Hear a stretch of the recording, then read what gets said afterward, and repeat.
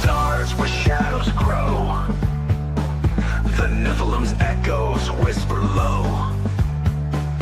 Bigfoot roams through the forest deep, and Dogman prowls where the brave won't sleep. Across lost history we wonder why, seeking the truth that time tried to hide. Keep your curiosities wandering and the light lit. Through the darkness, don't ever quit. In the Codex, the mysteries come, and always find your way back home.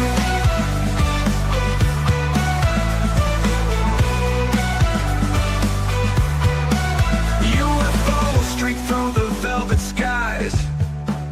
Aliens watch with unblinking eyes.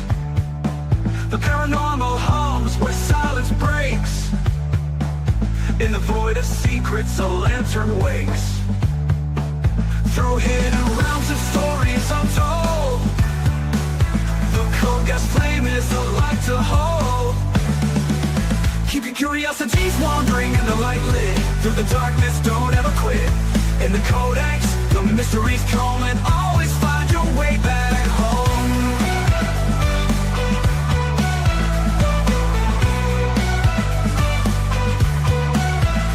UFOs streak through the velvet skies. Aliens watch with unblinking eyes. The paranormal hums where silence breaks. In the void of secrets, a lantern wakes. Through hidden realms of stories untold, the Codex flame is a light to hold. Keep your curiosities wandering and the light lit. Through the darkness, don't ever quit. In the Codex, the mysteries come, and always find your way back home.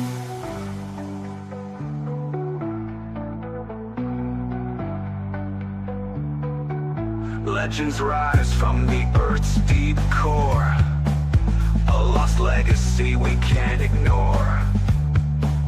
With every step, the veil grows thin, revealing worlds where the strange begins. Keep your curiosities wandering and the light lit. Through the darkness, don't ever quit. In the Codex, the mysteries come, and always find your way back home. Giants, cryptids that call, aliens, histories, we'll uncover it all.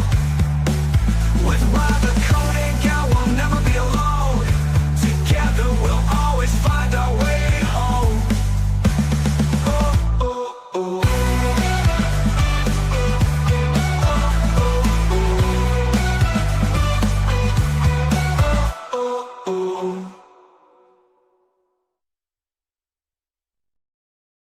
Good evening, everyone, and welcome to another one of my impromptu lives. I know we're talking earlier. Josh was asking, like, what is your schedule? And the schedule I have is that I have no schedule. Well, actually, I will tell you my schedule. So Tuesdays and Thursdays is usually when I record all my interviews. But if by chance I don't have a interview on those evenings, then I'll be like, okay, well, I'm going to jump in and do a live. So here I am now, which is today. But I actually did have an interview today. I had it in the morning. So I had someone from across the pond in England.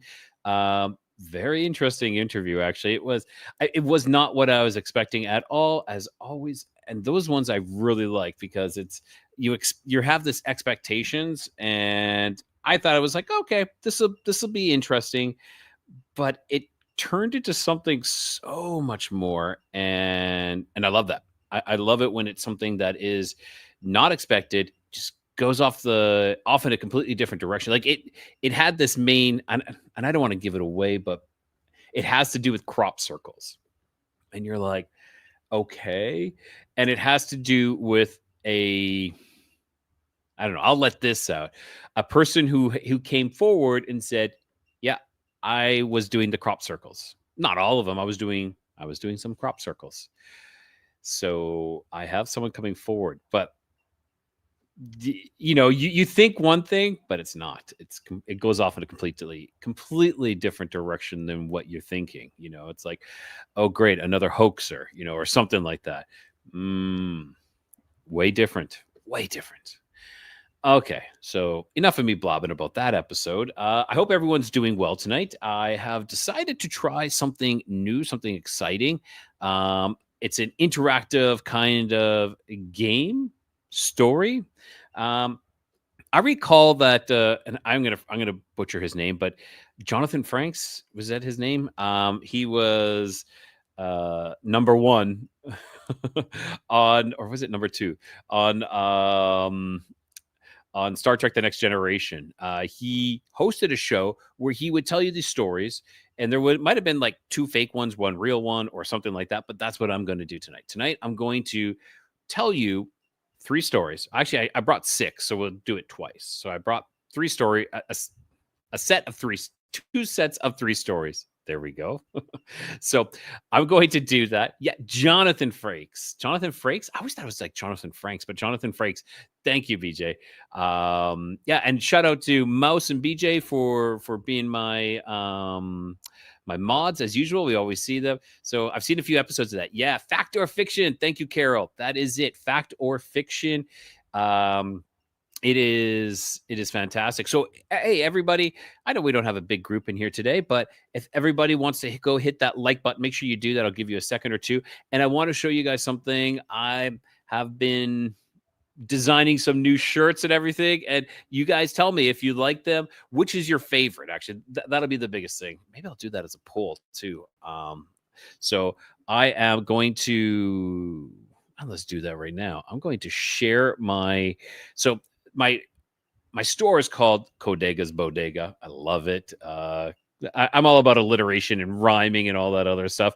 But yes, so that is what it's called.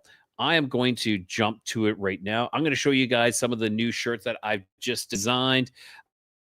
This is, let's go home first so you know when you are in the Codega's Bodega. Yeah.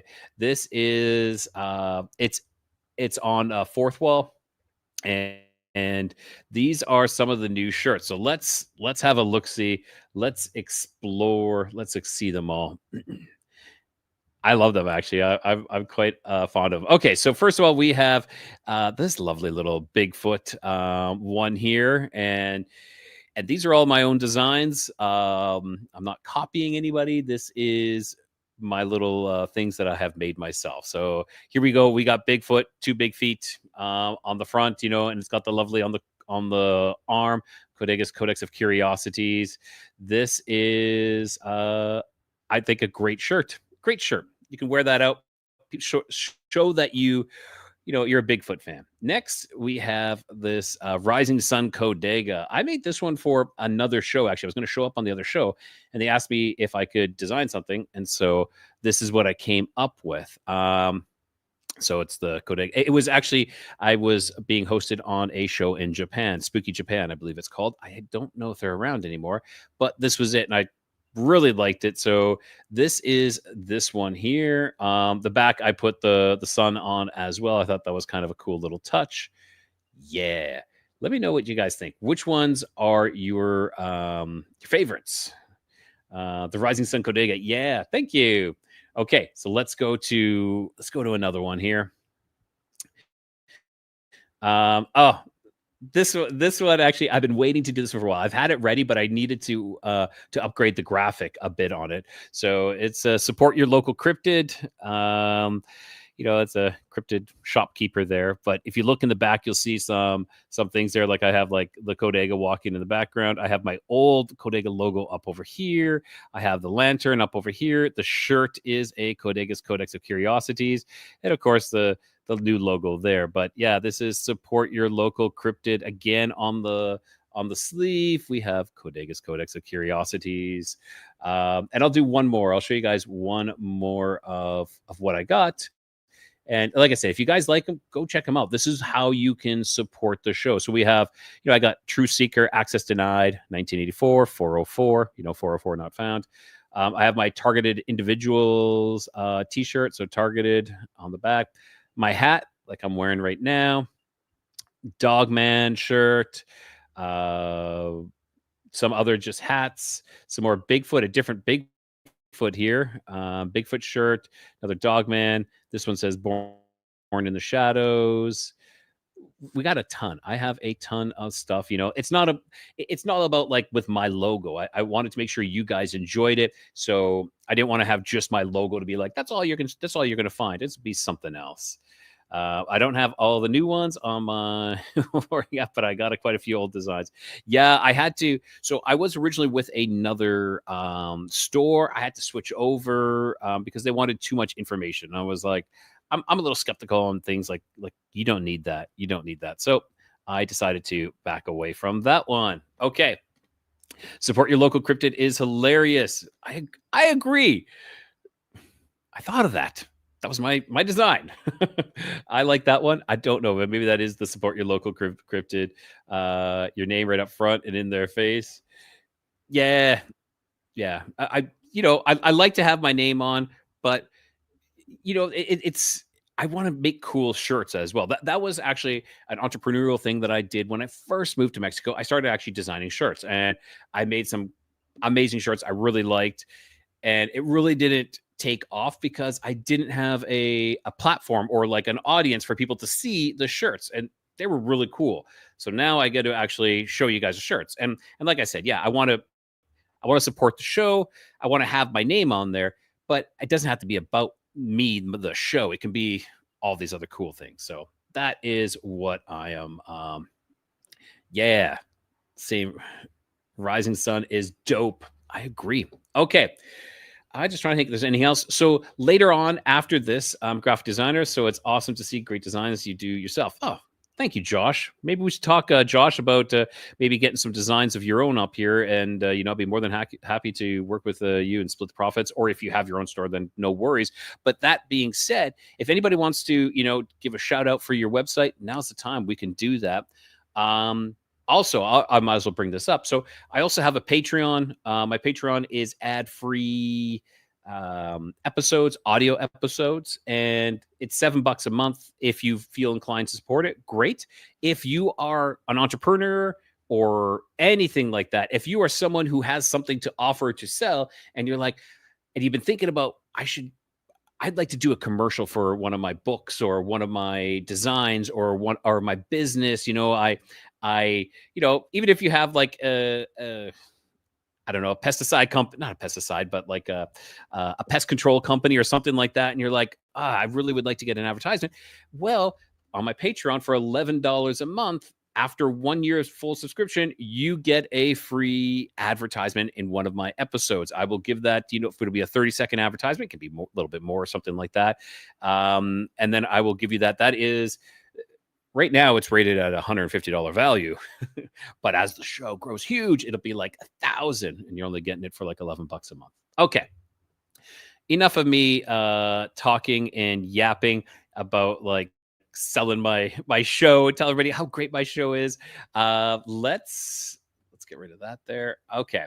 And great to see everybody. Great to see Sugi, Fox. Hey, Brad, the Awaken podcast is here as well. We got Carol, we got Josh, we got Mouse, of course. Who else is in the chat? If I'm missing anybody, just say, hey, me. Yeah. So thanks everybody who's in the chat right now. I really appreciate it. Carol, yes. And like Brad stopped in. I asked Brad if he wanted to come in tonight, but Brad is really busy. He's preparing his yard. He's got a lot of yard work to do for a big day tomorrow. So he would not be joining me, which brings me to the, I was just about to say Elusive Moon, actually. And Scott from South Carolina, how you doing? Elusive Moon actually is maybe coming on later on after. So after I finish a little bit of my, I never even saw your message, Elusive. Where are you? Oh, there you are. Yeah. So Jess is going to be coming on after I do my little thing here. So without further ado, let's jump into this. So tonight, guys, I'm going to read you 3 stories. You're not going to know which one's the real one, which one's the fake one. There's 1 fake, 2 real. You need to tell me what you think. So after each one, I'm going to read it. You guys can, decide. But here we go. Okay. So, and these are actual posts from actual people, and I'm going to read them exactly how they're posted. And here we go. If you don't like long reads, bail now. But if you want the full picture, geography, atmosphere, and the insane chain of events that followed, here it is. Big Sur is a rugged mountainous stretch of California's coast, backed by the Los Padres National Forest, nearly 3,000 square miles of wilderness, and dropping straight into the Pacific Ocean on the west. It's remote, wild, and at night, utterly void of people. Perfect for restless teenagers looking for a party spot. There were four of us, ages 16 to 18, all from nearby Salinas. Our destination was a secluded lookout we called Top of the World. It sat above the Old Coast Road, a dirt track that twists through the mountains. One side was sheer cliffs to the ocean, the other, a deep ravine carved by a creek. Almost no one went there at night. No people, no cops, just the occasional bobcat or mountain lion. Exactly the kind of place four kids with beers would think is paradise. We parked Steve's mom's Chevy Vega at the bottom of the incline and carried some beers halfway up to the lookout. The climb was about 30 yards from the top. The climb was about 30 yards. From the top, you could see the Pacific stretching endlessly under the moonlight. Beautiful. We sat in a row facing the ocean, sipping quietly. The hatchback was still open behind us, and above that, the ridge led straight into darkness. The ridge led straight into dark, endless forest. At one point, all conversation faded. It got silent. And then something happened. We all felt it at the same time. A weird primal sensation, an unspoken signal. None of us said a word, but we all turned simultaneously to look up at the crest of the hill. That's when we saw it. A figure stood there, just 15 yards away, silhouetted against the sky, upright, motionless, watching. It was not human. That much I knew instantly. It was tall, maybe 7 feet, though it could have been bigger from that angle. It could have looked bigger from that angle. Broad, covered in long, dark hair that flowed from its head down across its entire body. The head blended into the shoulders with no clear neck, and the face was just blackness. No eyes, no mouth, no features I could see. The arms hung at its sides, long but proportional, also covered in hair. The whole thing radiated strength, and it was silent. It only took a second or two to take this in before instinct hit me like a freight train. Fight or flight, and fight wasn't even on the table. We bolted. I stumbled on the slope and went down, but the others reached the car. Instead of trying the doors, I dove straight into the open hatchback as Steve fired up the Vega. He floored it, tires spitting gravel, and we tore down the dirt road. 2 turns later, he lost control. The car skidded sideways, then straight off the road over the edge. We slid about 20 yards down a brush-choked incline before coming to a stop. Beyond that, a sheer drop into the creek, far below. If not for the undergrowth, we'd have been dead. We clawed our way out of the car, shaken but alive, and scrambled back up to the road. And now came the awful choice. Backtrack 3 miles to Highway 1, but that meant passing the place we saw it. Or take the other direction, nearly 5 times longer, but away from whatever had just watched us from the hilltop. The decision was unanimous. We walked for hours until finally, exhausted and sober in every sense of the word, we stumbled onto Highway 1, alive, shaken, and with a story that has been burned into my mind ever since. We still call it the night we met Mr. Foot. All right. So that is the first one that I am reading tonight. Okay, so that's the first. And we are going to, if anybody has any questions, I don't know if I can answer, but that's what I read is all I've got on that one. Okay. So, you guys enjoy that. Hope you did. Hope the reading was good there. We're going to go to the next one. Here we go. This is story number 2. And first one we're going to call Mr. Foot. Okay. This one we're going to call The Glider. It was around 1:30 a.m., late November, Thanksgiving weekend. I had just finished an aquarium water change and stepped out onto my second story deck for a cigarette. The the ground below was still covered in days old snow, which made every sound sharp and distinct in the cold silence. That's when I heard something moving in my back neighbor's yard. At first, I didn't think much of it. Probably a raccoon. I'd seen them back there before, scrounging for food under the bird feeders. The crunch of its footfalls in the snow told me it was decent sized, but nothing unusual. Then I saw it. It emerged from the shadows of the yard and began climbing the trellis up towards my neighbor's roof. Our porch light was on. I could see it clearly. A dark shape, moving confidently, almost like it had done this before. But it didn't look quite right. Too skinny and lanky for a raccoon.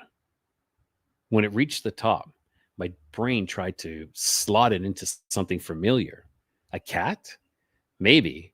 It had those pointed cat-like ears, but the face was longer, more possum-like. And the tail, definitely not a possum's. It was thick, as long as its body, and moved like a rudder. The whole animal was uniformly dark. No raccoon stripes, no telltale banding. I watched, puzzled as it crept to the edge of the roof and crouched. It began doing that little shimmy cats do before they leap, but there was nowhere to leap. Nothing in front of it but open air and snow below. And then it jumped. My stomach dropped as I realized it wasn't falling. It was gliding. Some kind of membrane snapped open, but it wasn't like a flying squirrel's, which stretches between front and back legs to form a boxy silhouette.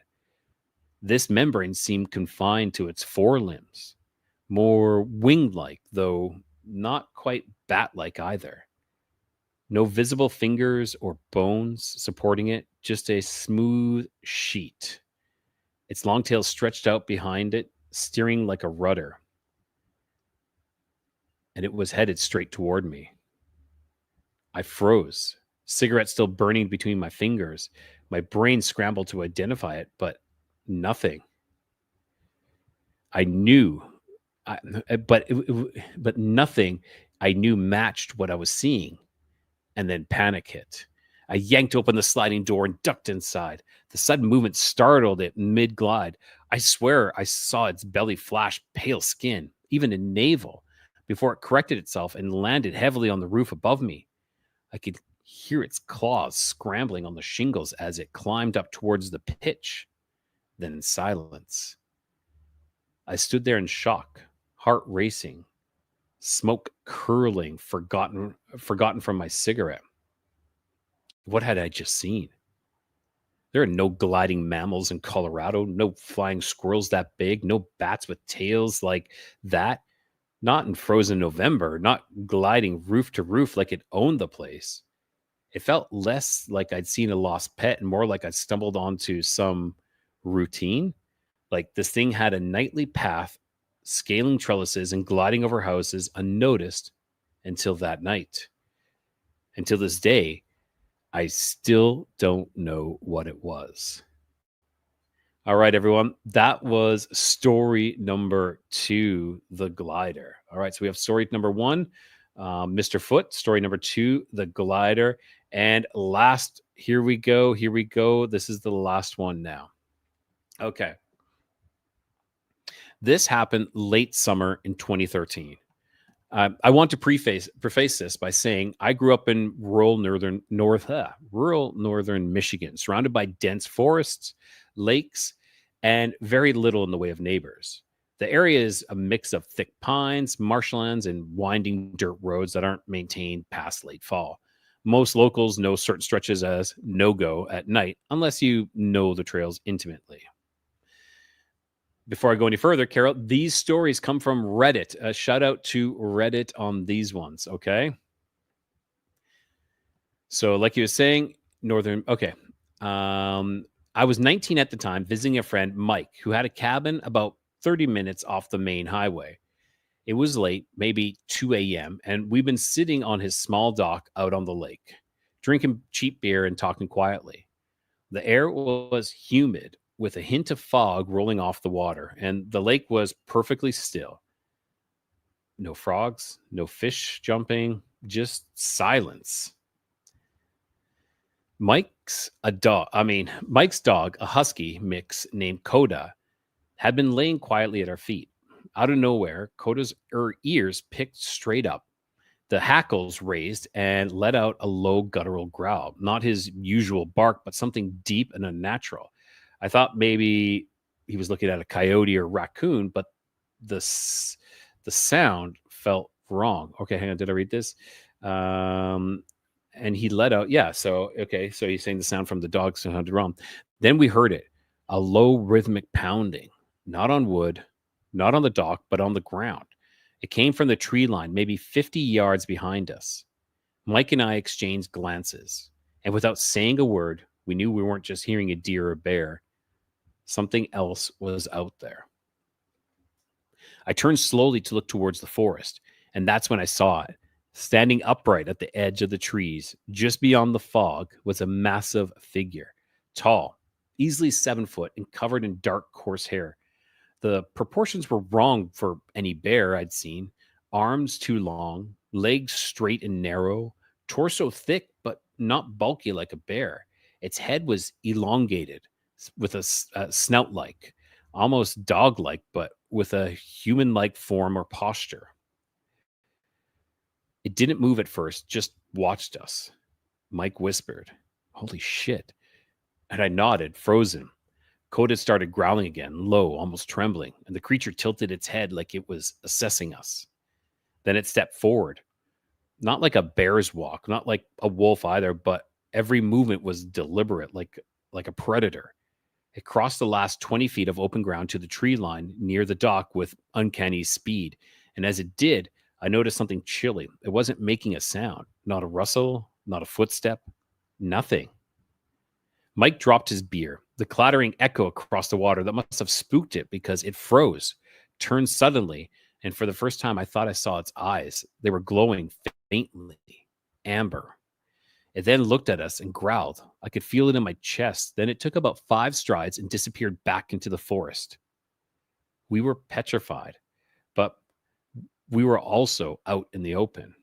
Waiting for what seemed to be like the longest 5 minutes of my life, we decided we needed to get inside.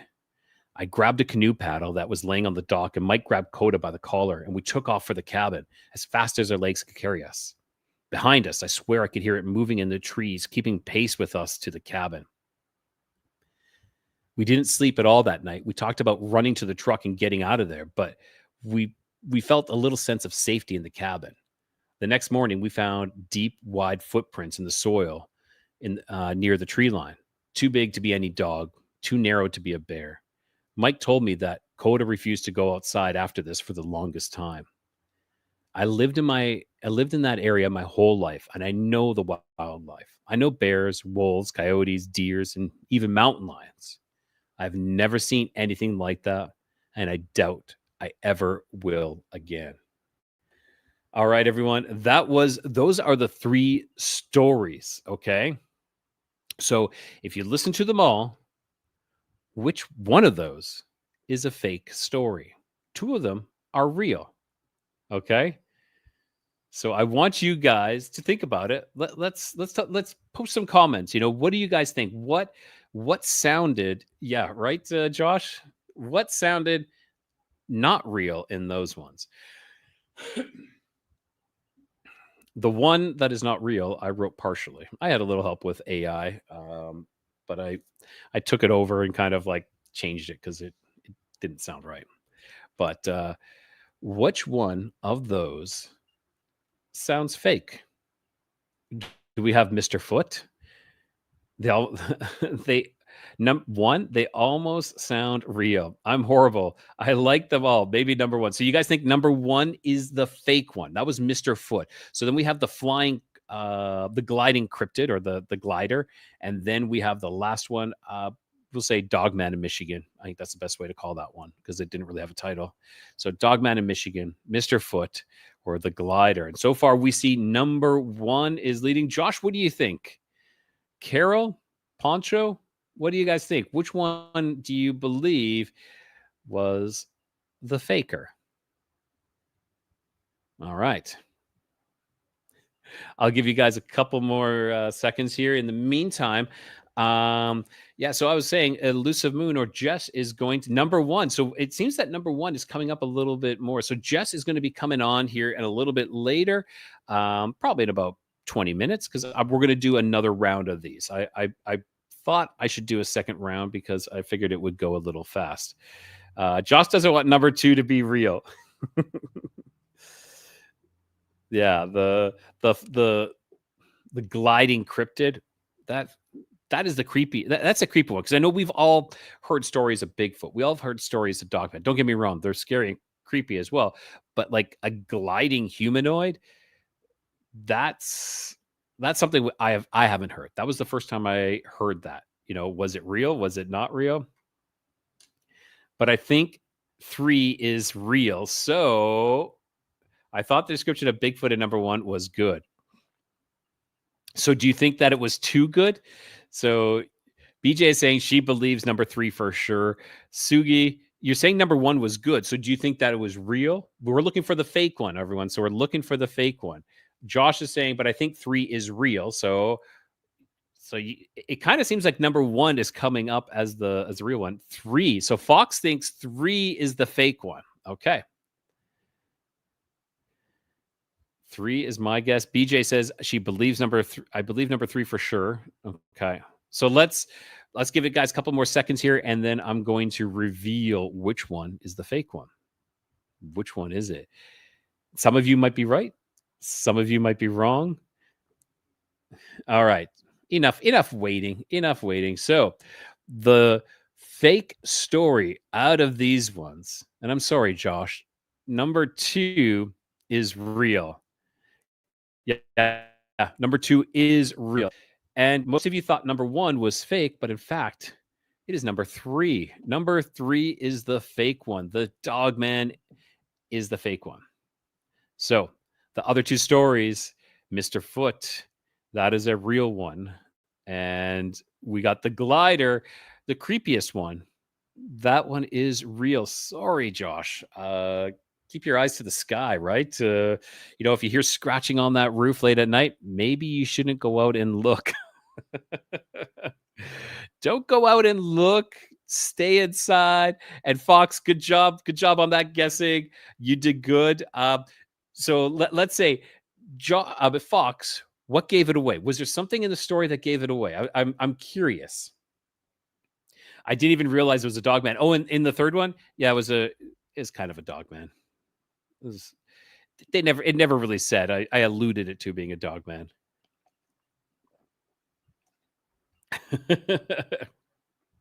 So yeah, don't do that, Rye. I know. I'm bringing out the scary stuff. Maybe I shouldn't talk about that. I'll start talking about places that aren't in the US, maybe. Well, this next story, these next batch of stories, well, 2 are in the US, but only 1 is on the mainland. It's funny, actually. I was listening to someone talk yesterday. They was talking about Hawaii not being a U.S. state, and they're talking to someone in the U.S. about, oh, you know, Hawaii, and they're saying, well, that it's not part of the U.S. It's like, what? What is that? But yes, so one of these stories are from Hawaii. Fox, if you want to let me know what you think the reason was that you called out number 3, I'm interested. Because I thought it was a good story. I thought maybe been a little bit too detailed. You actually looked scared telling 2, so I believe that one. You can use Pavrai. They don't scare me.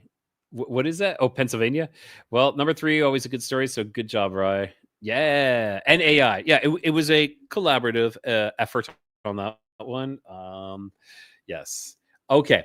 We are going to jump into the next batch, the last batch of stories. And then after that, I'm going to send the link out to Jess. We're going to have her on and we're going to have a little bit of a discussion about whatever comes up. I think we're going to talk about possibly Jacob's Ladder, her episode that she was talking about, or maybe some orbs. Orbs have been coming up big time in my episodes here lately. And those episodes aren't out yet. So everything happens for a reason. All right. Let me pull up where it is here. Maui, Dragon Bird. Okay.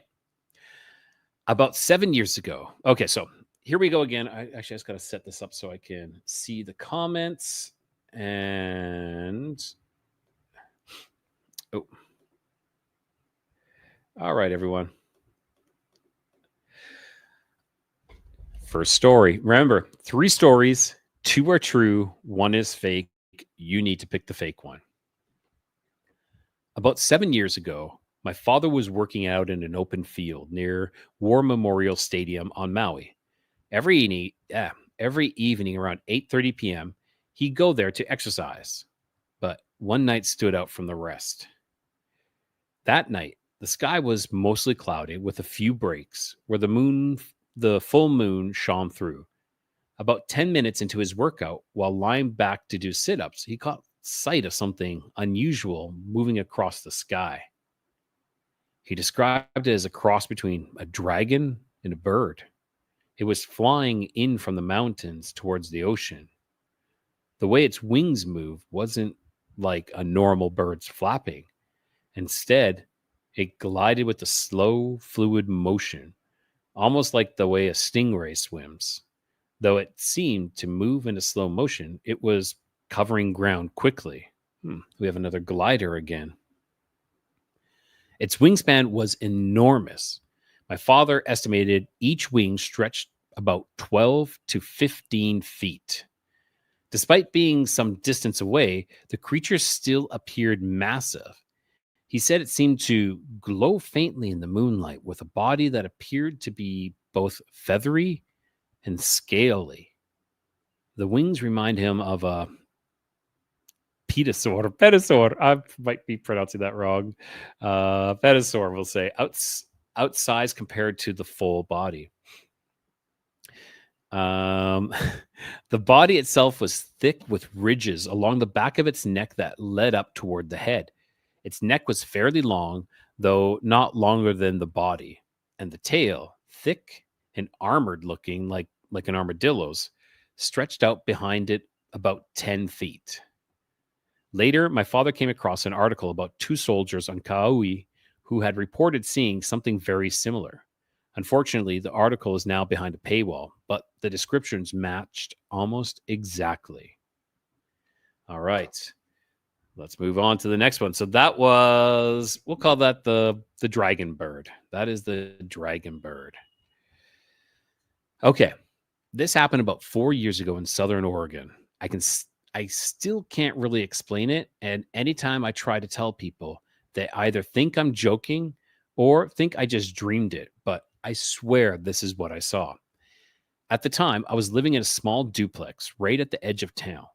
Basically, one street over. It's normal neighborhood stuff. But if you go out the back fence, you're straight into woods. Like literally 15 feet past the fence is the tree line. It was about 11 p.m. on Tuesday. I had let my dog, a medium-sized dog named Rusty, out back to do his business. I was standing at the sliding glass door waiting for him to come back when I noticed something. Rusty wasn't sniffing around or chasing shadows like usual. He was frozen, not in a saw rabbit way, but just locked in place, staring at the woods. His tail was low, which was already weird for him. Then I heard it, a voice. It sounded exactly like my neighbor, an older guy, maybe late 60s, who lived in the other half of the duplex. The voice was coming from the woods, though, maybe 20 feet past the fence line, and it was saying my dog's name clear as day. Rusty. Same pitch, same lazy way my neighbor talks. The problem is, I knew 100% my neighbor wasn't out there. He had gone away for the week to visit family in North Carolina. Plus, Why would he be standing in the woods behind my house calling my dog at 11 p.m.? Rusty didn't move. His ears were flat, tail tucked, but his eyes never left the tree line. That's when it spoke again, but this time it didn't sound right. Still my neighbor's voice, but drawn out, slower, almost like someone who heard English for the first time and was trying to imitate it. Rusty. I swear on my life, I felt the hair on my neck stand up. I yanked the door open and hissed for Rusty to get inside. He bolted past me so fast he nearly knocked me over. I slammed the glass door shut and pulled the blinds. About 30 seconds later, I heard footsteps, heavy ones, crunching through the gravel just outside the fence. Whatever it was, it moved past my yard and into the neighbor's side. I didn't look. Couldn't bring myself to. The next morning, I texted my neighbor and I asked if he had anyone staying at his place watching it. He messaged me back saying no. To this day, I never go into those woods anymore. I don't know what that was. A skinwalker, a mimic, something else, but I know for sure I heard my neighbor's voice out there and it wasn't him. Yeah, so we'll call that one the skinwalker. Yeah, Carol, that's exactly, you nailed it on that one. Creepy. You know, it's not the first time that I've heard that where people say BJ had a black dog named Rusty too. Hopefully he wasn't in the woods or he wasn't getting called into the woods. That would be creepy. I have never heard someone calling in the woods, though I've had things whisper in my ear. Have any of you had, you know, like maybe you're just like falling asleep or something, or someone whisper in your ear? Actually, I do have a story. Oh God, do I tell the story? Okay, I'm going to tell the story after we do this because I have a story about hearing a voice. Crazy. All right, let's do the next one. Let's get that next one up and running. This is the last one of the three. So you guys need to tell me which one is the fake one. So we've got two. We're on our third. Here it is. Hi, this happened last year. Me and my husband and best friend have all experienced weird things in this house. So it's not just me. We're actually in the process of selling it and buying a new place. It hasn't been easy, partly because some families get a weird feeling when they come to it. So are gnomes cryptids? Has anyone else ever had an experience like this? Yeah, Carol, that's exactly when most people hear it. I was gonna talk about like when you're just about to fall asleep or you're just in that, something whispering in your ear. Okay, I need to get back to this. Okay, so gnomes, cryptids. Has anyone else ever had an experience like this? So I, 23 female, my husband, 24 male, have been sleeping in separate single beds with a bedside drawer in the middle, leaving about a 1.5 foot gap because he's been ill and I have OCD. One morning, I woke up because he had left the shutter open and the light was coming in. It was 7:41 a.m. exactly. I remember glancing at the clock on my right. When I looked forward again, I saw a literal gnome run from the end of his bed to mine. Yeah, I'm serious. A gnome.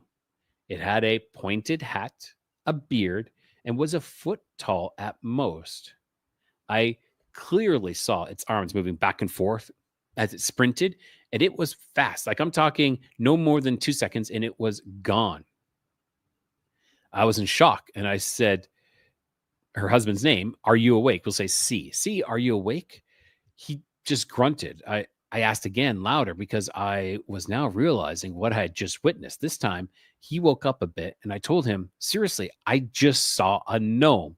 He laughed, thinking I was joking or half asleep. I explained exactly what I saw and told him, get your ass out of bed and check because I'm telling you, there's a fucking gnome under my bed. It's kind of funny now, but at that time, it really, I've tried every possible explanation, but nothing fits.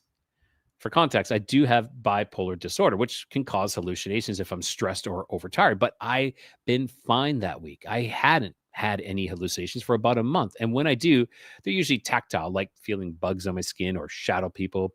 Never anything like this. We also had a French bulldog, but she's very old, can't run, and doesn't sleep in a room. The door was shut and she was outside. I also checked for mice or rats, found nothing.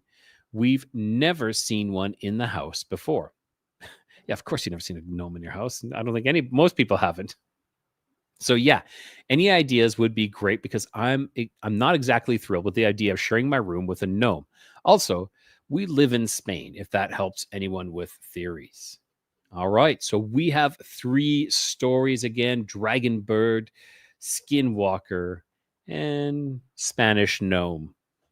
What do you guys think? So what is your guys' thoughts? And after that, we'll get into Whispers in the Dark. Duende. Yes, it's a duende, of course.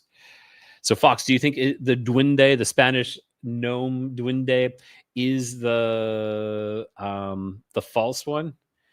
And let's see, Sugi, my brother saw gremlins running around his kid's bed in the morning. The kids told him about these little monsters in their room. Get out.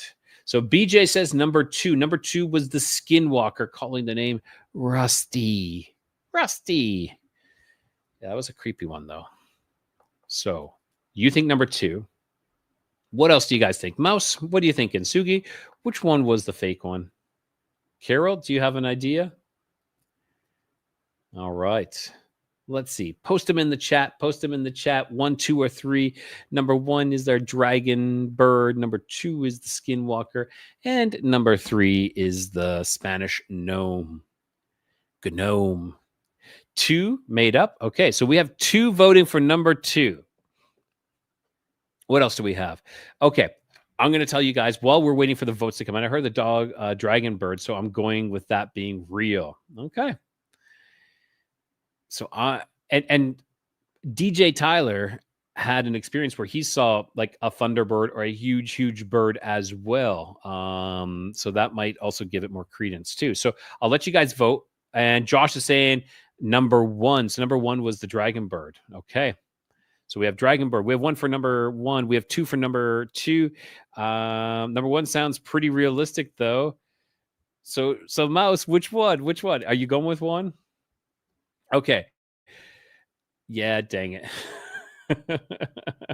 The glider, inspired and unextinguishable. Why do I have issues with some words sometimes? The glider. Okay. So going with 1. Okay, so I'll just get it out of the way. The fake one is BJ and Fox both got that right. It is the mimic, the skinwalker. The skinwalker story was the fake story. I'm wondering what gave that away. I think I kind of messed up a little bit when I was reading it, and I was like, oh crap, because he said that the dog liked to chase its shadow, and then it's like 11 p.m. at night. Well, I guess if there's a backlight on, I guess that could be, but for me, that was like, okay, that was a mess up. That could be it. Darn, dang it. We'll do more of these. I actually really like this. So in the future, we're definitely going to do more of this. Oh, Sugi said 2 as well. Okay. There we go. Okay. So whispering. Okay. So Carol was talking earlier about whispers in her ear, right? Or was that you, BJ? Oh yeah, this happened to me several times. I had something growl in my ear. Oh, Sugi had that too. I've heard my name called when I was sleeping. Well, yeah, what is with that? That is probably one of the most common things is when you hear your name or someone else's name being whispered in your ear. That has happened. That has happened. Yeah, Carol, 2 strikes. That's it. Done. Yeah, and I hope you guys enjoyed that. I hope it was fun. I'll be more than happy to do more of those. You know, it's a little bit of work. It's not too much. I find it fun and interesting scouring through stories. I hear people talking, whispering all the time, just part of being a sensitive. Yes, I agree. Now, like my wife heard her name being whispered in her ear many times. I'm not sure. Okay, with the growling. Yeah, I agree.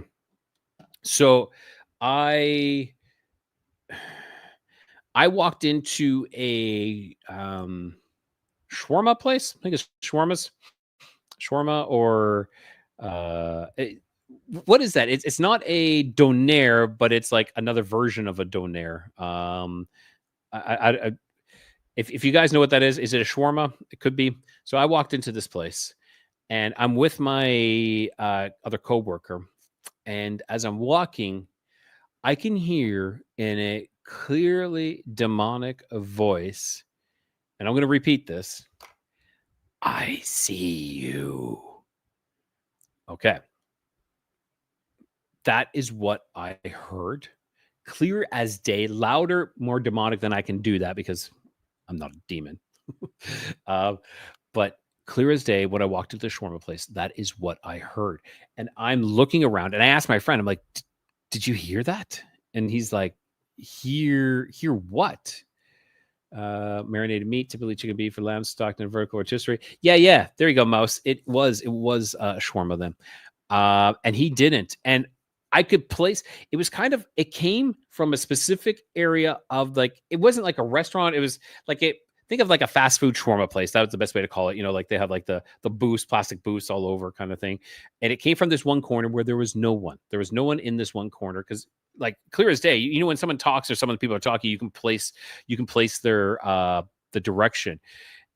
Yes, terrifying. And it wasn't like I imagined. Like I've told you before, sometimes in some of my experiences where I'm like, I get this urge to look this way because it's like you need to look this way, or you need to look here, or this. No. This was a auditory, like an auditory external voice that said that. I can see you. And I'm like, holy shit.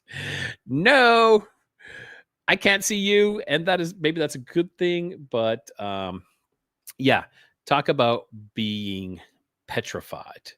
So hearing voices, it's something that I'm not a fan of. I'm just going to send Jess now the invite for this.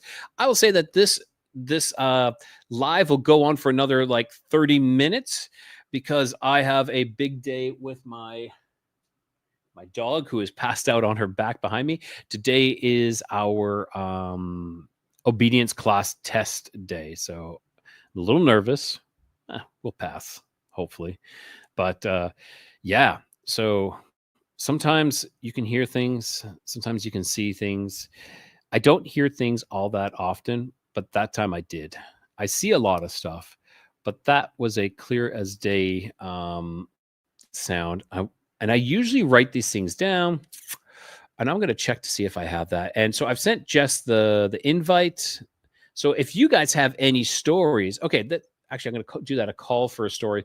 I used to take care of an old Italian woman who used to be an interpreter for the Vatican. Every time I went in her room, her eyes narrowed and she'd hiss, "You," and point at me.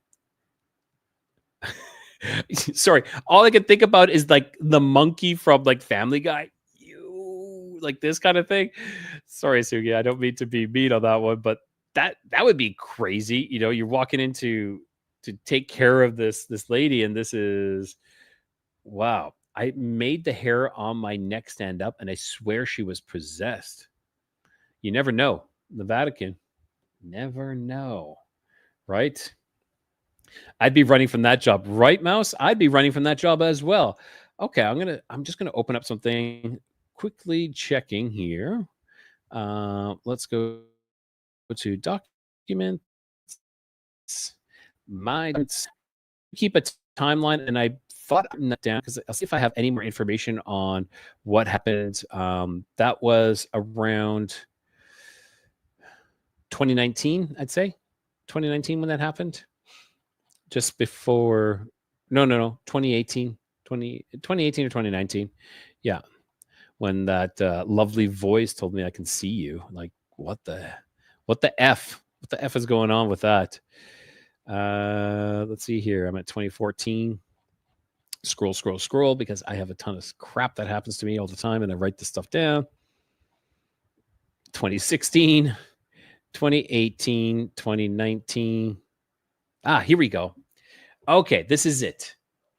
I was in a sandwich shop. I said sandwich shop, but it was the shawarma place with my friend and coworker Kevin, along with 2 other coworkers.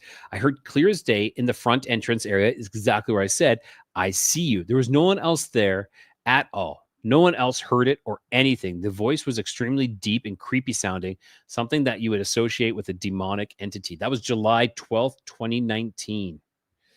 So, yeah, that was that lovely, lovely one. I used to be what? I used to do depositions. Demons don't like me. It's like her demon knew who I was. Yeah, I believe that there are a lot more possessions than we really truly know. I think there are a ton of people that are possessed. And it's not like full on controlling possession, but like minor possessions that people don't even sometimes know, that which I think would lead to addictions.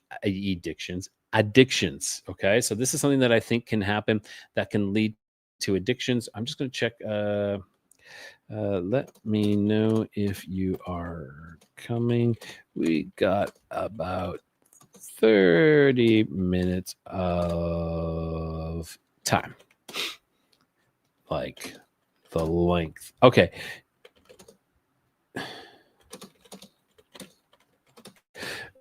Okay. So let's see this here.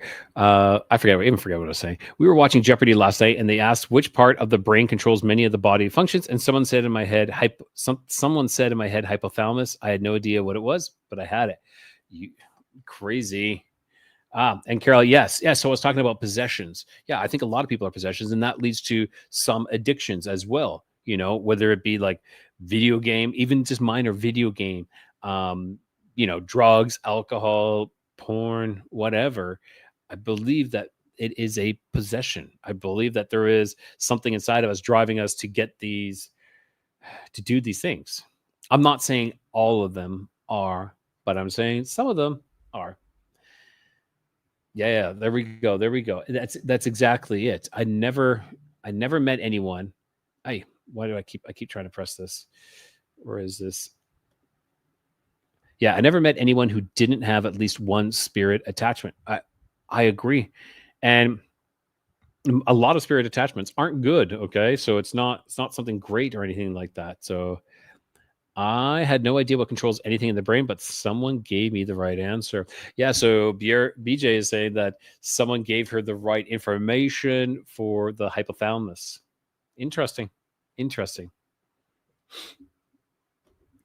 August 14th, I seen a cloud that looked like 3-headed horse. What do you think that means, Mouse? I have an idea. Oh no, I was thinking that's 4. I was like, I seen it that looked like a 3-headed horse. I thought it was like, I was thinking of the 4 horsemen, but there's 4, not 3. I was like, oh hey, that could mean that. I have 2 attachments, but it's my father and grandfather, so I'm fine with it. Yeah, in all honesty, I don't think I'm good with any attachments. I don't want any. I know that I do have some, and working on to clear them, move them on, because a lot of them have to be moved on, and it's like time to go. I was told by a witch not all demons want to harm us, but Carol, this is what I've been saying. This is exactly what I've been saying, because they are banished to, I don't want to say hell, but they're in like limbo. They're in a holding area.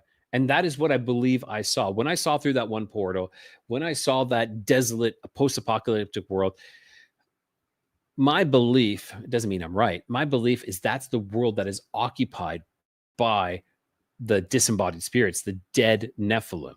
Their spirits roam that area, which are demons. And that is why they possess us, so that they can experience these things again. They can experience food, drink, sugar, love, sex, everything. That is exactly what I believe. Yeah, purgatory. It could be a form of purgatory, but I think it's even something even worse than that. I think it's darker than that, because these disembodied spirits are roaming this area, and they thirst and they hunger, but nothing can be satiated. Satiated? Is that the word I'm looking for? They can't be satisfied. Yeah. So that is it. So thank you, BJ. Yeah, please everyone hit that like and subscribe if you're enjoying this. We don't have a big crowd, but we have a great crowd. You know, those people that are here right now, I really appreciate that. I appreciate you guys joining in. And I don't know if Jess is coming or not. She's writing me. She's writing right now. Let's see. Uh, I don't know. I'm here. She says she's here. Okay. Ready to go. Okay. Click the link to come on the show. So, for those who don't know, Jess is from Jacob's Ladder and Orbs. I think was the name of the episode. So I'm just waiting for her to come in. So Jess, you got to click on the link. If you're listening, Jess, you got to click on the link, and then I can bring you on. Just like our interviews, just exactly like our interview. That's all it is. Okay.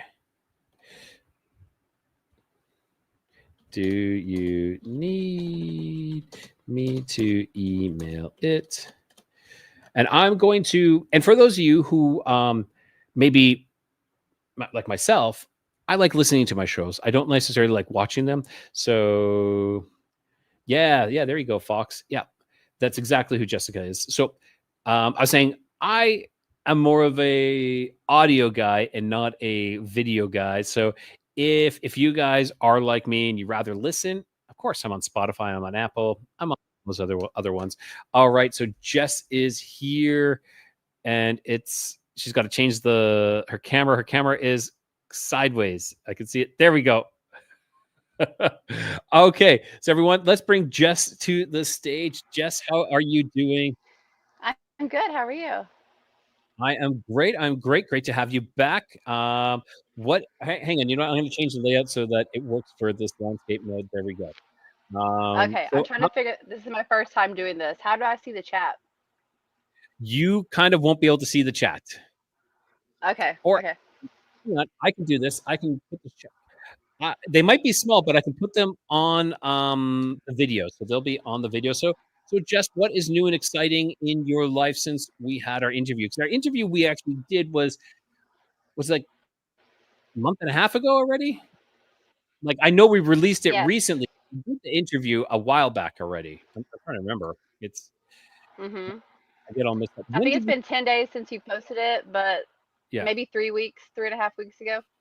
is when we did Yeah. the So a interview. lot, a lot, a lot has changed. I don't Okay, know. Who okay. who knows anymore? But a lot has changed for me since the interview. Do talk. Tell I us. We so, are listening and we are waiting. so okay. Well, it's not very, I guess, pleasant news in some ways, but my relationship ended. I talked a lot about my boyfriend in that episode, but we have Yeah. since broken up. And I think, when you're going through something like this, it just is really hard for certain people in your life to understand. And I just felt like it was really important for me to, I guess, fully step into this. It felt, it was kind of feeling like if I didn't, that it would be like going against like my soul's purpose. So that happened. We're still friends. We still love each other very much, but we have broke up, and I moved back home where I grew up. And so when I did that, I was really upset that, or concerned that I wasn't going to be having the same kind of experiences because I kind of felt like it was the location instead of You thought it was me. tied to the And location. Hmm. so I did, yeah. And so it took about a week for me to see any kind of like activity, but that has definitely changed. So I'm feeling Okay, pretty good, so the pretty good activity about that has aspect like of it at least. so the activity has followed you. So you know it could be tied to the location, but it's also tied to you, is what you're Mhm. saying as well. So it has followed you to this new location. So what is happening at this new now that you moved back home?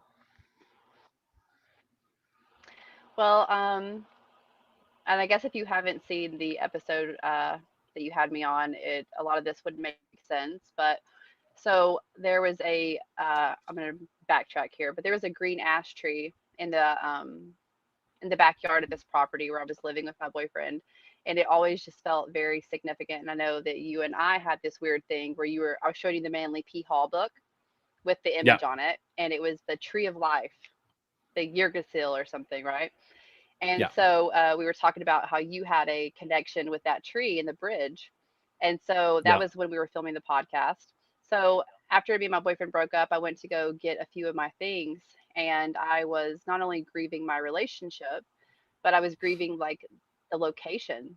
You know what I'm saying? Of And course. I was sitting on the steps. The, the steps are a very significant part. Like that tree is a very significant part of my story.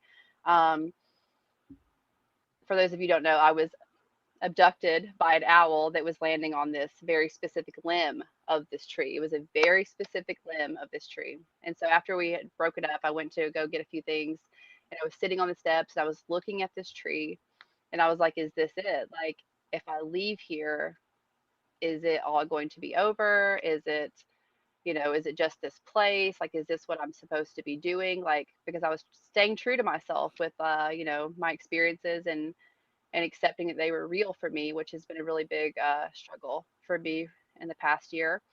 But as I was sitting on the steps thinking about this specific tree and all the magic that's come from this tree, um, the tree limb fell right then and there when I was thinking about it.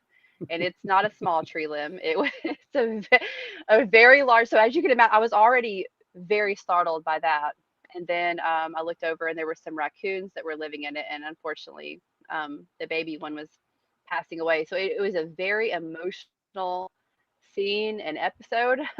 But I just kind of took it as a sign. And when I came home, I started looking more into that specific tree, and I found Yeah. out that it was the green ash tree is the world tree that's depicted in all these different, artworks. And so when I clicked In on this book images, the that we are first talking about. image, Yes. yes, that you said, hey, I have a connection with this bridge on this tree. And it was the exact image that you showed on the podcast that you had me on. And Yeah. that was the first image that popped up. So I was like, wow, that felt pretty big. But since then, I moved back home. It's where I grew up. And I've been going swimming every day in the lake. I live really close to the lake now, so it feels like home. And yeah, so I didn't see really any orb activity, lots of satellites. And if you're an orb experiencer, like at first, I think you try to dismiss it and be like, okay, that's just an orb or whatever. I downloaded the apps. I was pointing my phone at these things. You can just tell when it's an orb and when it's not. So for me and my story, West has been a very important location. That's where I always see my activity from.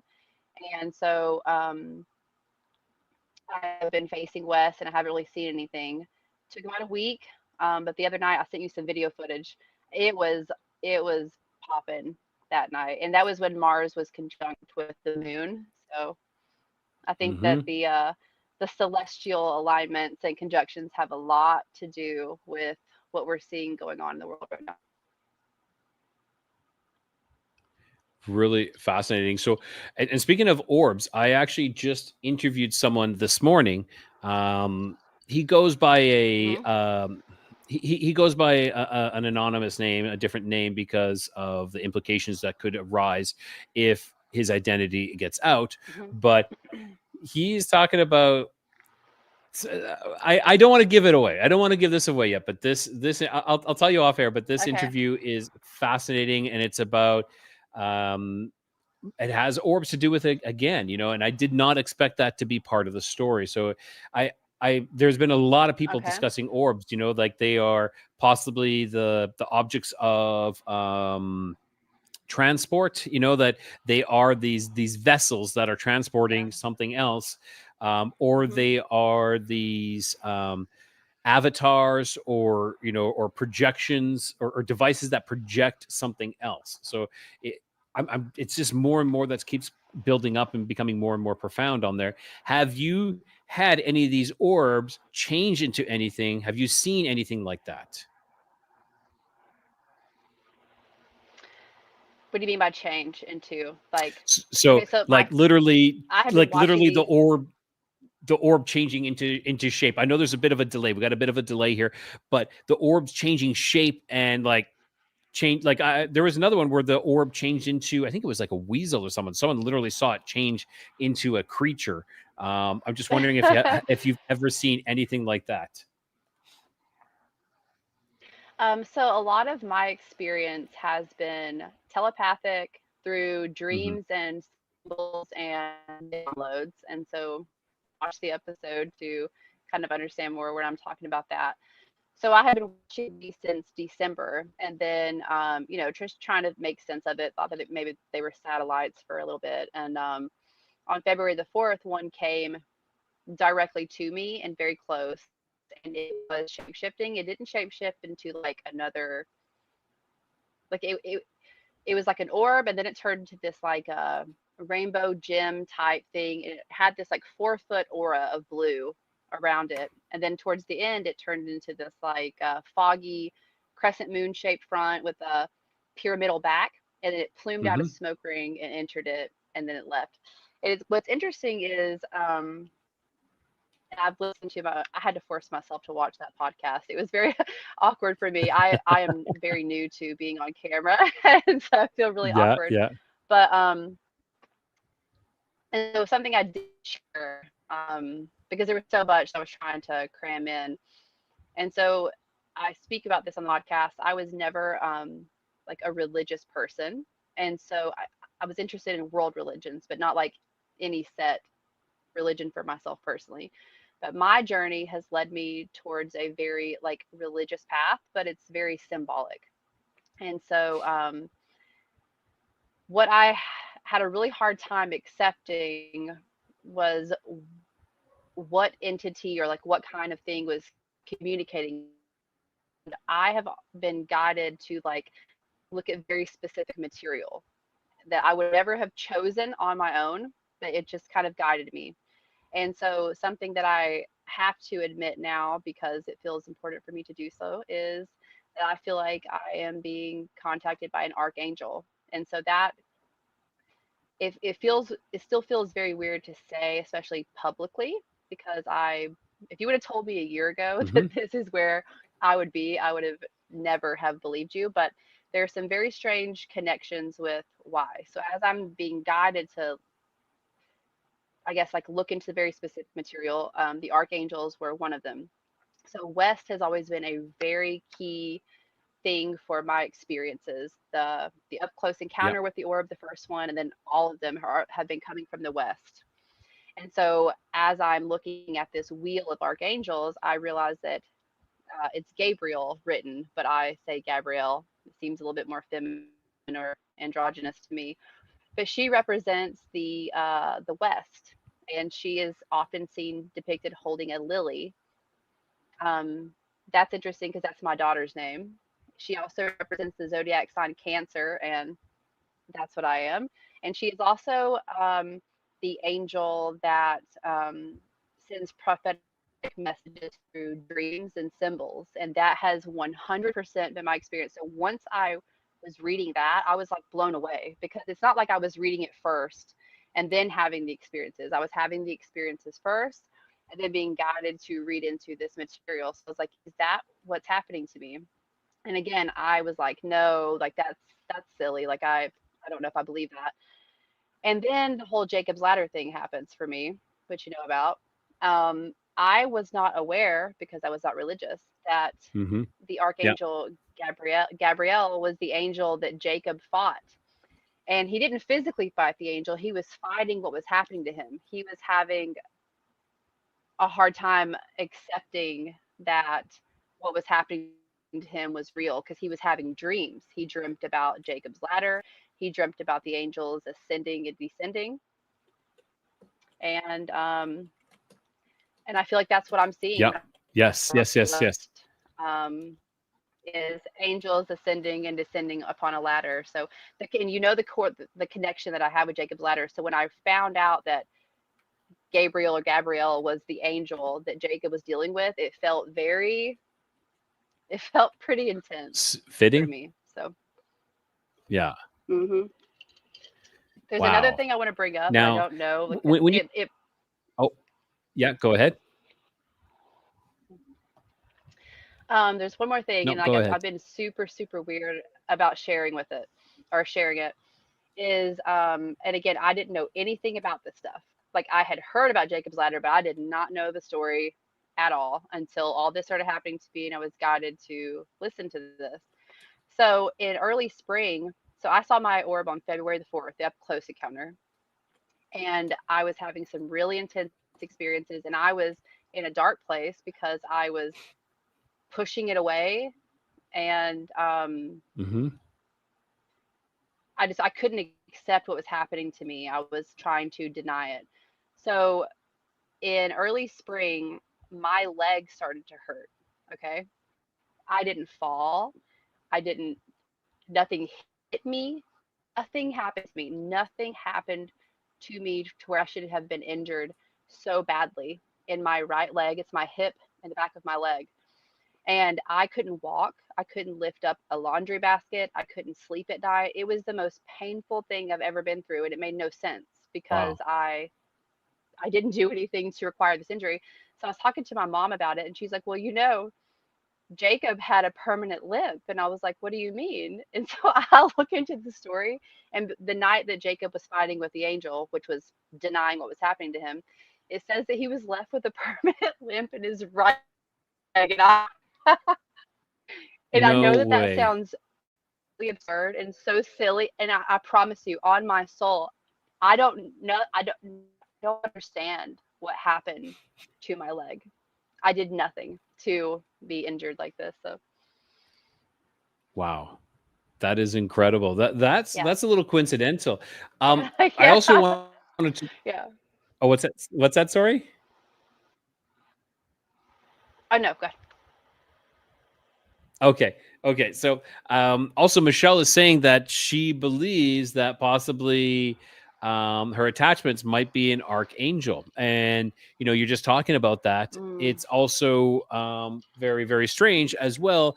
Is a good friend of mine? Unfortunately, he has passed on since then, but an episode I released with him was literally called "Conversations with an Angel."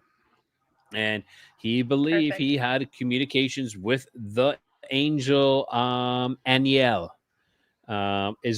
Okay. Is who he believed he was communicating with. During that episode, we had some strange things happening as well. Literally, a bird flew into the wall beside me and died. Because I used to record outside on my patio, and just on the side of the bird flew into the wall and died while we're doing that episode. It was Wow. crazy. So yeah, Wow. there is some interesting things. So maybe we should check out that one and go from there as well. But this is fascinating. So yeah, Yeah. this Jacob's Ladder I think is quite interesting. And I know you've hooked up with Tammy as well. I've interviewed Tammy. Hmm. I'm trying to remember the name. It was like I called it the telepathy tapes, like the precursor to the Yes. telepathy Hmm. tapes, I believe. Tammy is fantastic. Let me see what that episode was called. It was First Generation Telepathy Tapes. So if anybody is looking for that, Yep. and Haley says hi, Jess. Yeah, there's a lot of people that actually been saying hi, and Michelle is in the chat as well. So hi, Michelle. So hey, everyone. BJ and That's Carol my were all best saying friend. hi as well. So oh, Haley, Yeah, that's my best friend. there we go. There we go. There we go. Um, yeah, and I'm sorry. I'm like, yeah, I only have like 10 more minutes because I do need to get ready for my test I have tonight. But what else do you want to talk about? Is there anything else you want to bring up, Jess? I do, and I feel like after I like listened to my episode, there was one thing I was upset about, and that was I Okay. didn't want my story to sound scary, even though, and I Hmm. can't lie, that this experience for me has been the most intense of my life, and there was some darkness, but I want to clear up the fact that I think especially after reading Jacob's story and especially his fight with the angel, I understand that the darkness and the anxiety and the negativeness of my experiences came from my humanness. And what I mean by Hmm. that is that in my humanness, I could not accept or understand what was happening to me. And since then, that has changed. And I just don't want anyone to think that it's all negative. And I just want to encourage everybody to go outside and look to the heavens and see what they can see. Because I think that this is a very personal journey for everyone. Like you can get online, you can listen to people's stories, you can watch podcasts, you can get information from everyone. And I think it's very, very important to also experience it personally for yourself. Like it's vulnerable. You have to be vulnerable. You have um, to kind of put yourself in that situation to go outside and pray or meditate or do breath work or just whatever it is that Yeah. your beliefs are. You have to also have a very personal experience with what's going on so you have discernment of what feels right. I agree, and this is something, for those who read the Bible, or review the Bible or look into the Bible or anything. In the Bible, it says over 100 times, "Be not afraid," because there are many Yes. things that a lot of times, things we don't understand, we are afraid of. We just throw that out there and we get afraid of it. So, also shout out to Tammy. Tammy is in the chat as well. Raw Conscious Talk podcast. So, What's her if name? anybody is interested in that show, please go check it out. I interviewed her at the what oh crap, I'm so bad with I'm like, my memory is so terrible. So that was the telepathy tapes, the telepathy tapes first generation. Go check out that episode, and in there you will see the links to Tammy's YouTube and Facebook, I believe, as well. So yeah, I think that's an important topic to say, is be not afraid. It's very important, because there's a Hmm. lot of things. Well, even, and actually, this is something else. I talked with a gentleman from Don't Whistle at Night podcast, and he's talking about the actual things that are terrifying, that are scary, like skinwalkers. The key, and this is what he says, the key is to not be afraid. He's like, if you are fearful of these things, then they have power over you. So whether it be Hmm. something good, sometimes we're afraid of something good because we don't understand it, so we're afraid, or it's Yeah. something scary and evil and we're afraid of it as well, and we give our power to it. Yeah, like Hmm. Fox says, fear holds us back. Exactly. So it's And huge. It's something I've huge. also noticed is by like being on Reddit, and I'm also in this server on Discord with some experiencers. And my experiences are very different. I haven't like visually seen a being. And Hmm. now that I have fully stepped into this and kind of like accepted it, like a lot of the fear has gone away. There's been nothing that's happened to me that I would say is like dark. Like how I perceived it or how my humanness wanted me to experience it, sure. But and I'm kind of after like hearing a lot of people's stories, I'm really thankful. Like a lot of people see like mantis creatures and grays. Like I haven't, Yeah. I haven't seen anything. It's been completely telepathic and symbolic. And so I have had, I would say, whatever is trying to connect with me feels very helpful and positive, and those have just been my experiences. The negative part has been, with prophetic imagery in dreams. Obviously, that can get a little intense, but Intense it's not sometimes. it's not on Yeah. my yeah it's not on my entity or my angel or what And have you. and it's funny you bring up Mantis. I had Fringe on, and she asked me to reach out to Gary Wayne to ask him if he had any knowledge or encountered anything about the mantids, and his response is very little on them. Thought to be skin to the elementals, but distinct and likely DNA manipulated. So that is Gary Wayne's Hmm. interpretation of the Yeah. mantis creature. So I do want to say, like Mouse said, fear shouldn't be ignored. I agree. I do agree with that as well, because fear can keep us alive. This is what kept us alive. We're Yes. I'm I'm afraid to go into that cave. I don't want to go into that cave because there's a bear. That fear is going to protect me and keep me Yes. alive. Yes. My whole message of all of this is a very dualistic experience. You cannot go straight to the light and be like, I'm just going to be good and positive and ignore all this stuff. That's not how it works. And when you get online and you just see a bunch of negative stuff, it's really scary. You can't do that either. You have to traverse the middle path. You have to go deep in yourself. You have to experience the dark night of the soul. And I feel like for me, like before all this happened to me, I was really going deep on my personal story, my lineage, and healing a bunch of stuff within my family. And it wasn't pleasant, but now that I'm experiencing all of this, I feel like it was absolutely necessary, because I'm not a stranger to my darkness, and I'm also not a stranger to Yeah. my light as well. So I'm able to kind of like maybe just, and that's what Jacob's ladder is. It's the ladder between the two columns. It's the bridge, it's the ladder, it's the center column of the tree. So that's my message. Interesting. I like it. I think that's a great way to end this. I know we only had you on here for a short little time because I do got to jet here. I think I actually got to walk to the exam because I don't have the car. Uh, yeah, I think Sugi, it brings up a great final one is pay attention to your dreams. Keep a dream journal. Yeah, I think dreams are so much more than we really know or we really understand. There's so much information. Yeah, like my daughter and I just shared a dream last night. It was kind of like I got up and I was like, oh, I was just at a wedding, like I was getting ready for a wedding, and my daughter says to me, she's like, that's what I dreamt. I dreamt we are at a wedding too, and this is what I was Yeah. wearing. I was like, wow, okay. Yeah, Mhm. very Mhm. interesting when you start sharing dreams. It's really fascinating. So, Jess, is there anything you want to plug before we call it a night here tonight? Um, so all of this is really new for me. Being on your show is the first, like I guess, like I've never been one to. I've actually been a gatekeeper my entire life, so it's very new for me. But I did create a TikTok. I think I'm Elusive Moon there, and I'm also Elusive Moon on Instagram.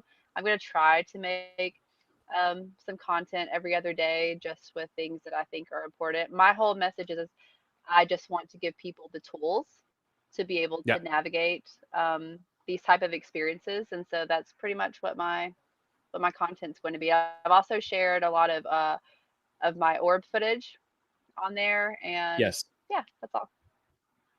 No, I think that's awesome. Yeah, and I've seen your content on Instagram. Like the videos you're posting, they're very informative. I think you're doing a very good job, and it won't take long before they actually Okay. blow up. So everybody, if you're interested in And Jess's stuff, and go not check that her I out want on. that. I don't care, but Yeah, uh, it's nice to get your message out though. So if people are interested, go check her out on Instagram, and like you said, you're on TikTok as well. But um, mhm. go check her out and see if that resonates with you. So, Jess, thanks for showing up for just a short little chat. I appreciated it. Sure. We'll talk again. All right. All right. Thanks, Take Rye. care. Bye, everybody.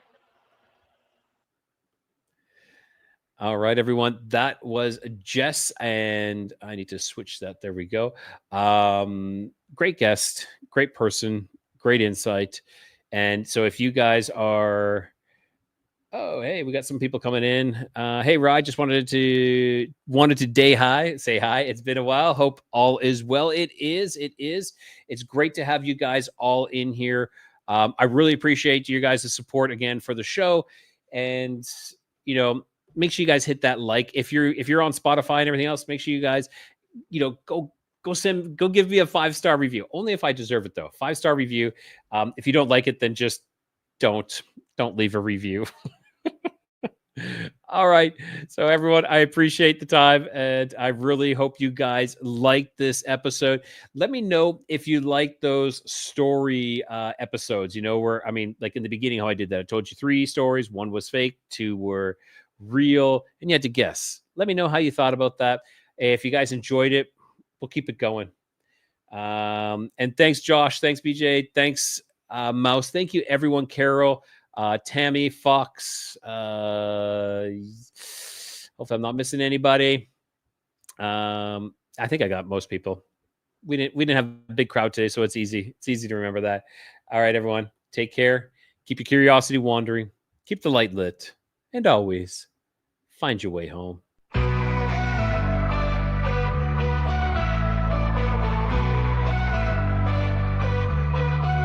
Beneath the stars where shadows grow, the Nephilim's echoes whisper low. Bigfoot roams through the forest deep, and Dogman prowls where the brave won't sleep.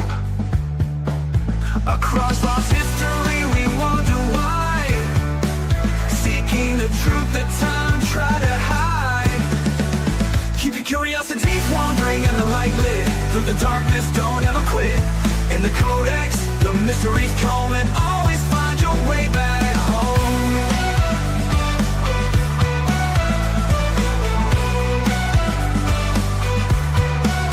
UFOs streak through the velvet skies. Aliens watch with unblinking eyes. The paranormal hums where silence breaks. In the void of secrets, a lantern wakes. Through hidden realms and stories untold, the Codex flame is a light to hold. Keep your curiosities wandering and the light lit. Through the darkness, don't ever quit. In the Codex, the mysteries come, and always find your way back home.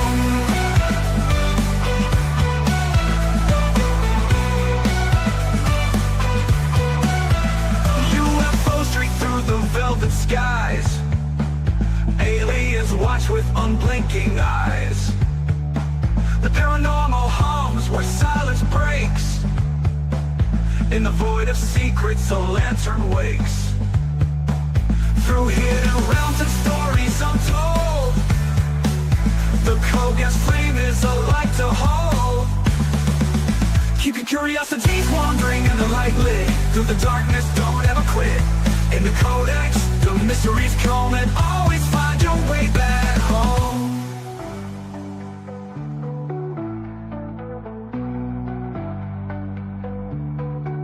Legends rise from the Earth's deep core, a lost legacy we can't ignore. With every step, the veil grows thin, revealing worlds where the strange begins. Keep your curiosities wandering and the light lit. Through the darkness, don't ever quit. In the Codex, the mysteries come, and always find your way back home. Giants, cryptids that come